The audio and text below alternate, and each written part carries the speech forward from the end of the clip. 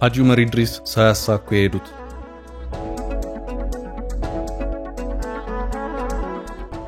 ከ8 ወራት በፊት ከቤታቸው አስጠሩኝና ሲል ይጀምራል የአምባሳደር ኡስታዝ ሐሰን ታጁ መልእክት። ከቤታቸው አስጠሩኝና እንባ እየተናነቃቸው አንድ ነገር አጫወቱኝ። አብሽሩ በማለት አጽናንቻቸው ተለያየን። የዛሬ 3 ወር ገደማ የረጅም ጊዜ ምኞታቸውን እውን የሚያደርግ ለሀገርና ለወገንም በእጅጉ ጠቃሚ የመልካም ልምድ ብሩህ ጅማሮ የሚሆን ትልቅ ክንውን በትጉ ወንድሞች ትብብር በመጀመሩ በእጅጉ ተደሰቱ። በጥቂት ወራት ውስጥ ውጤቱን ለማሳየት ሁሉም በየፊናው በመሮጥ ላይ ባለበት የጤና እክል ገጠማቸው። አላህ የተሟላ ጤንነትና እድሜ ሰጥቶ የዘመናት መሻታቸውን ፍሬ እንዲያዩና የልብ ስብራታቸው እንዲጠገን ምኞቴ ነው። በዱዓችን አንርሳቸው። ኡስታዝ ሐሰን ታጁ ይሄን ባለ በማግስቱ የታላቁ ሰው ህልፈት ተሰማ። ህዝብም ደነገጠ። እርሳቸው የሀገሩ አርካ ነበሩ። ነገር ግን አንድ ጥያቄ አለ። የሐጂ ዑመር ኢድሪስ የዘመናት መሻትና የልብ ስብራታቸውን ይጠግን የነበረው ጉዳይ ምን ነበር? መልሱን ባለቤቱ እስኪሰጠን ስለ ታላቁ ሰው ታሪክ እንጫወት። እግረ መንገዳችንን ግን አንድ ሰሞን ያለ ህግ አግባብ ከስልጣን ስለተወገዱበት ክስተት እናነሳለን። የድምጻዊ ቴዎድሮስ ካሳሁንን የሐዘን መግለጫም ይዘናል። አብራችሁን ቆዩ።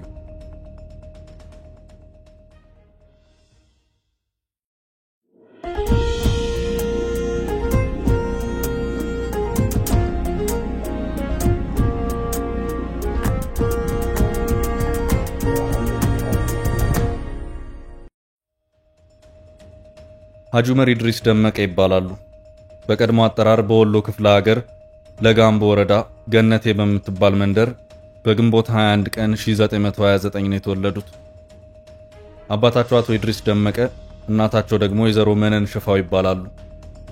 ገና በለጋ ዕድሜያቸው የእውቀት ፍቅር በልባቸው ሰርጾ ገበሬ አባታቸውን አስፈቅደው የእስልምና እውቀትን ለመሰብሰብ መንገድ ጀመሩ።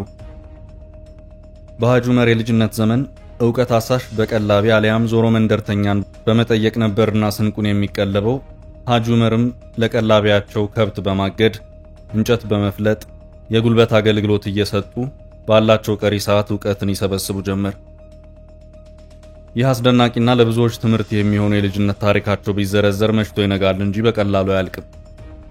በጽናት ያውም የቤተሰብ የሞራል ሆነ የስንቅ ድጋፍ ሳይደረግላቸው ከቶም እሳቸውን ከእውቀት ገበታ ለማስተጓጎል በትዳርና በግብርና እንዲታሰሩ ቢደረጉም ከዓላማቸው ልፍት ባለ ማለት ያጋጠማቸውን ፈተና በሙሉ በጽናትና በብልሃት በመወጣት ካሰቡበት ለመድረስ ችለዋል። ሐጂ ዑመር ከ50 ዓመታት በፊት አዲስ አበባ የመጡት ኡስታዛቸውን ወይም መምህራቸውን በመፈለግ ነበር። ደሴ ወይዘሮ ስህን ትምህርት ቤት መምህር የነበሩት በደርግ ዘመን የእስልምና ጉዳዮች ሊቀመንበር በሐጂ መሐመድ ሳኒ ሐቢብ ጀምረውት የነበረውን ትምህርት ለመቀጠል እንጂ አዲስ አበባ ለመኖር አልነበረም። እሳቸውም መምህራቸውን የፈለጉትን ያህል ደሴ ውስጥ ያስተምሯቸው የነበሩ የእሳቸው ተማሪዎችም እሳቸውን ፍለጋ ተከትለዋቸው መጥተዋል። ሆኖም ለዓመታት የሰበሰቡት ዕውቀት ሌሎችን ለማስተማር ከበቂ በላይ መሆኑን የተረዱት ሐጂ ሳኒ በአንዋር መስጂድና በመስጂድ ኑር በተለምዶ በኒን መስጂድ በሚባለው እንዲያስተምሩ ተመደቡ። እርሳቸውም ግማሽ ቀኑን ለራሳቸው ዕውቀትን ሲሰበስቡ ቀሪውን የቀን እኩሌታና ምሽት ላይ በማስተማር ያሳልፉ ጀመር። ሙፍቲ ሐጂ ዑመር ኢድሪስ ከማስተማር ባሻገር ከ50 በላይ ሃይማኖታዊ መጻሕፍትንም ጽፈዋል። ቅዱስ ቁርአንንም ተርጉመዋል። በቅርቡ የቁርአን ትርጉም ስራቸው በሲዲ ተሰራጭቷል። በ50 ዓመታት የአዲስ አበባ ቆይታቸው ቅዱስ ቁርአንን ከ300 ጊዜ በላይ ትርጉም አስተምረዋል። ከጻፏቸው መጻሕፍት የህትመት ብርሃንን ያገኘው አንድ ብቻ ነው። ከዚህ ቀደም በተለያዩ ጊዜያት በተመረጡባቸው ቦታዎች ሙስሊሙን ህብረተሰብ በቅንነትና በፍትህ ሲያስተዳድሩ ቆይተዋል። ያላቸው የእውቀት ደረጃ ከፍተኛነትን የተመለከተው ከ25 ዓመታት በፊት የነበረው የአዲስ አበባ የመጅሊስ ምክር ቤት ማንኛውንም ሃይማኖታዊ ጥያቄዎች በመላው ሀገሪቱ ቢመጣ የመመለስ አቅም እንዳላቸው የሚያሳይ የሙፍቲህነት ማዕረግ ሰጥቷቸዋል። በኢትዮጵያ የተለያዩ አካባቢዎች የተፈጠሩ ሃይማኖታዊ አለመግባባቶችን፣ ዕውቀት አጥር ግጭቶችን ፈተዋል፣ አስታርቀዋል።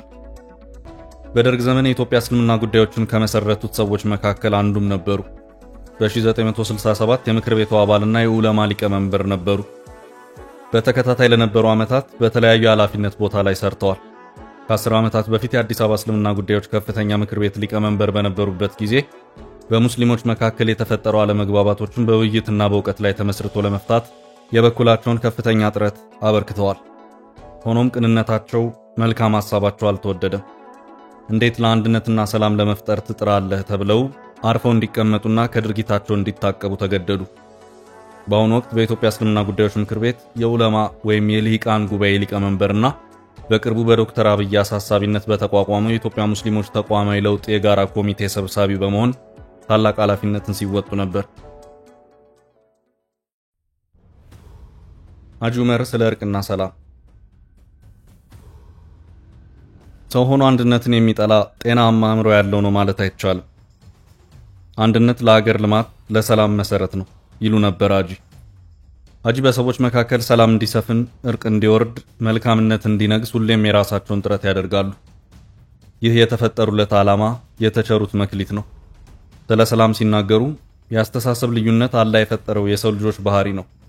የመመካከር የመነጋገርና ሐሳብን የመደገፍም ሆነ የመንቀፍ አስተሳሰብን መርህ አድርጎ የወረደ ሃይማኖትን ይዘን በሃይማኖት ስም መናጨት መሰረት የሌለው ነው። የሰው ልጅ የሚያጣላው ገንዘብና ስልጣን ነው።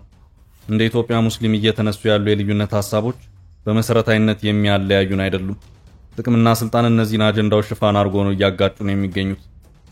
ሁሉም ሙስሊም ሰላም የሆነ ሀገራዊና ህዝባዊ የሆነ እይታ ሊኖረው ከጥርጣሬ ጸዳ የሆነን መቀራረብና መነጋገርን ሊያዳብር ይገባል።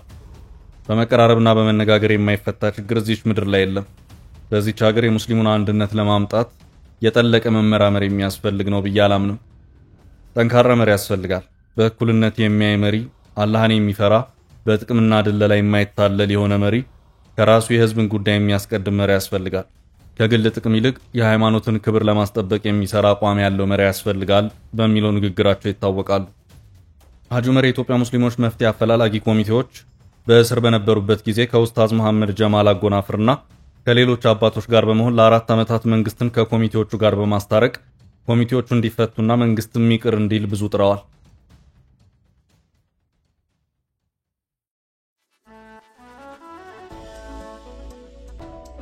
ሐጂ ዑመር ያላቸውን የህይወትና የእውቀት ልምድ በመጠቀም ሀገርም ሆነ የኢትዮጵያ ሙስሊሞች በሚፈልጓቸው ወሳኝ ታሪክ አበርክተዋል።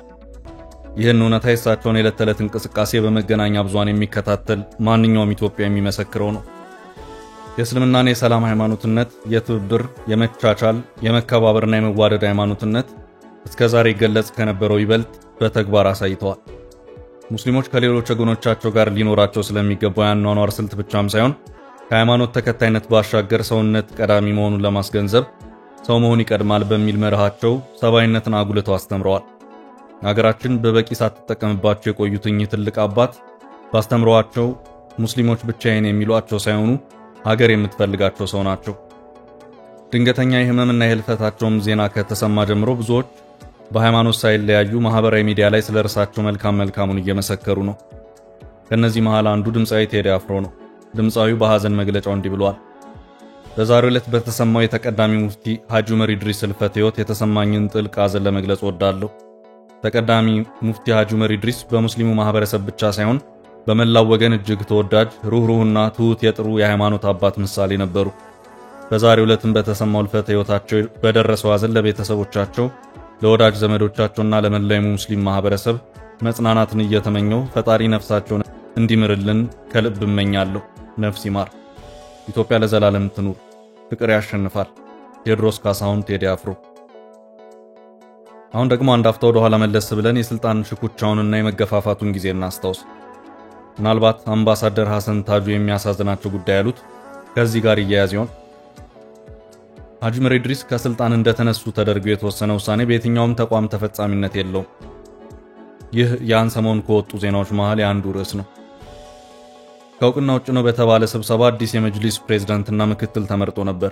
ተቀዳሚ ሙፍቲ ሐጂ ዑመር ኢድሪስ በወቅቱ በሸራተን ሆቴል በተደረገ ስብሰባ ከስልጣን መነሳታቸው በየትኛውም ተቋም ተፈጻሚነት እንደሌለው የኢትዮጵያ እስልምና ጉዳዮች ጠቅላይ ምክር ቤት ማስታወቁ ይታወሳል።